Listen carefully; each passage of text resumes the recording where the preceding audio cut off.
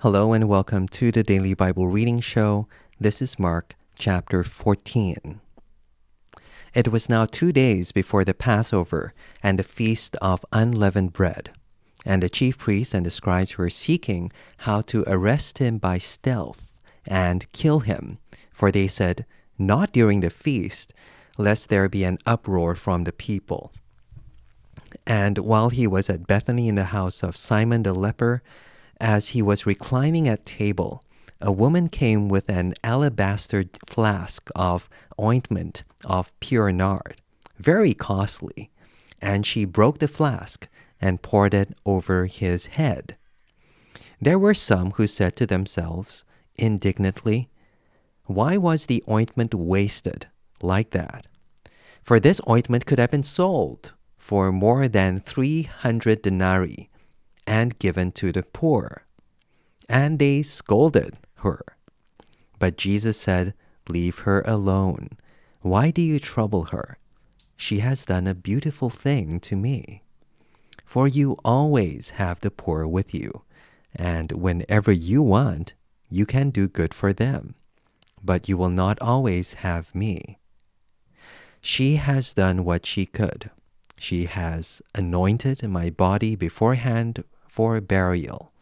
And truly I say to you, wherever the gospel is proclaimed in the whole world, what she has done will be told in memory of her." Then Judas Iscariot, who is one of the 12, went to the chief priests in order to betray him to them. And when they heard it, they were glad and promised to give him money.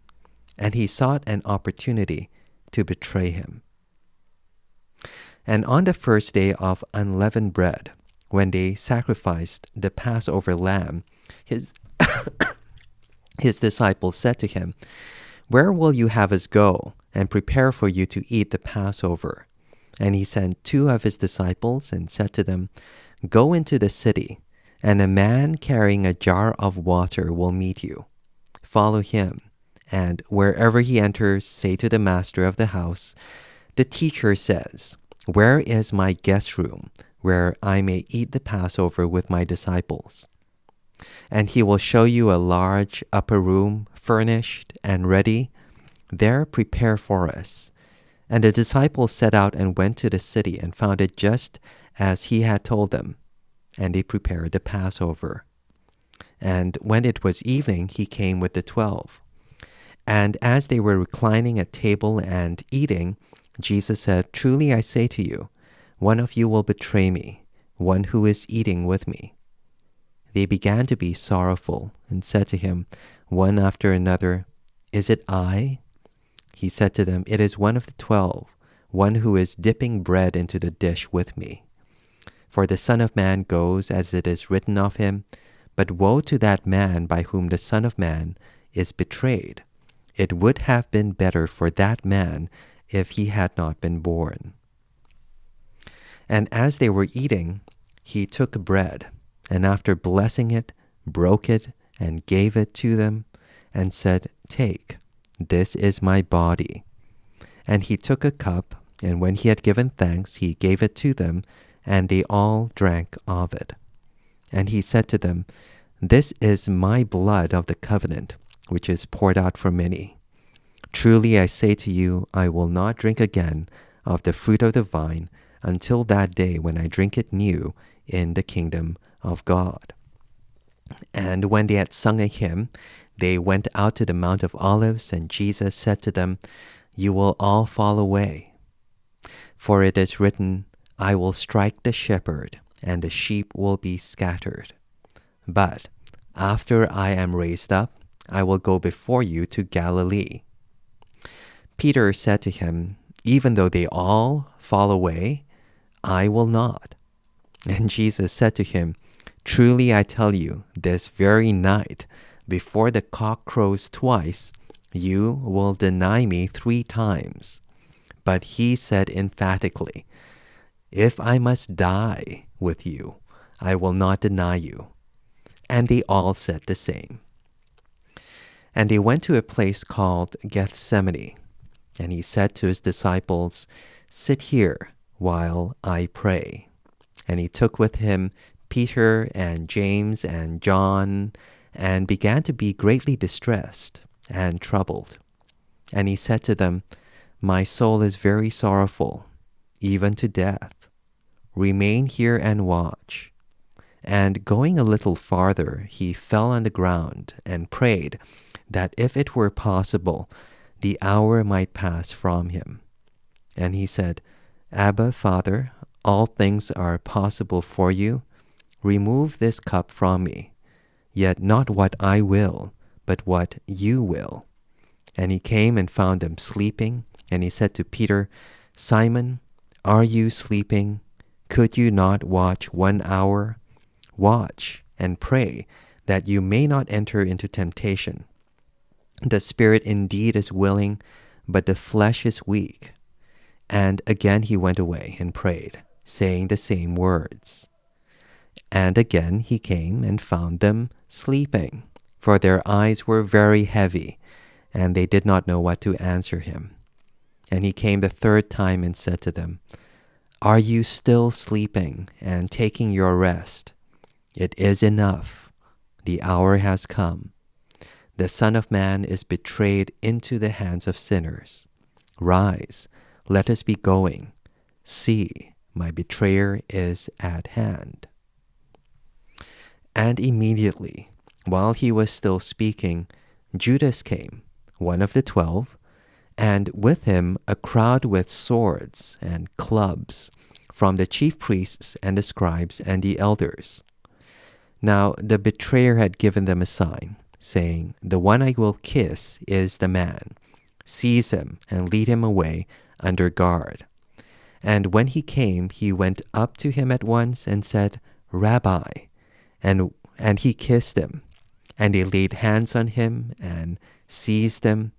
But one of those who stood by drew his sword and struck the servant of the high priest and cut off his ear. And Jesus said to them, "Have you come out as against a robber with swords and clubs to capture me? Day after day I was with you in the temple teaching, and you did not seize me. But let the scriptures be fulfilled." And they all left him and fled. And a young man followed him with nothing but a linen cloth about his body. And they seized him, but he left the linen cloth and ran away naked. And they led Jesus to the high priest. And all the chief priests and the elders and the scribes came together. And Peter had followed him at a distance, right into the courtyard of the high priest. And he was sitting with the guards and warming himself at the fire. Now the chief priests and the whole council were seeking testimony against Jesus to put him to death, but they found none. For many bore false witness against him, but their testimony did not agree.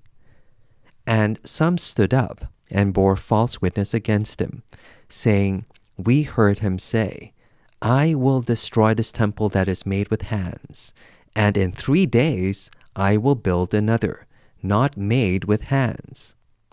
Yet even about this their testimony did not agree. And the high priest stood up in the midst and asked Jesus, 'Have you no answer to make? What is it that these men testify against you?' But he remained silent and made no answer. Again, the high priest asked him, 'Are you the Christ, the Son of the Blessed?' And Jesus said, 'I am. And you will see the Son of Man seated at the right hand of power and coming with the clouds of heaven.' And the high priest tore his garments and said, 'What further witnesses do we need? You have heard his blasphemy. What is your decision?' And they all condemned him as deserving death. And some began to spit on him and to cover his face and to strike him, saying to him, 'Prophesy.' And the guards received him with blows. And as Peter was below in the courtyard, one of the servant girls of the high priest came. And seeing Peter warming himself, she looked at him and said, You also were with the Nazarene, Jesus." But he denied it, saying, "I neither know nor understand what you mean." And he went out into the gateway, and the cock crowed. And the servant girl saw him and began again to say to the bystanders, "This man is one of them." But again he denied it. And after a little while the bystanders again said to Peter, "Certainly you are one of them, for you are a Galilean." But he began to invoke a curse on himself and to swear, "I do not know this man of whom you speak." And immediately the cock crowed a second time. And Peter remembered how Jesus had said to him, "Before the cock crows twice, you will deny me 3 times." And he broke down and wept.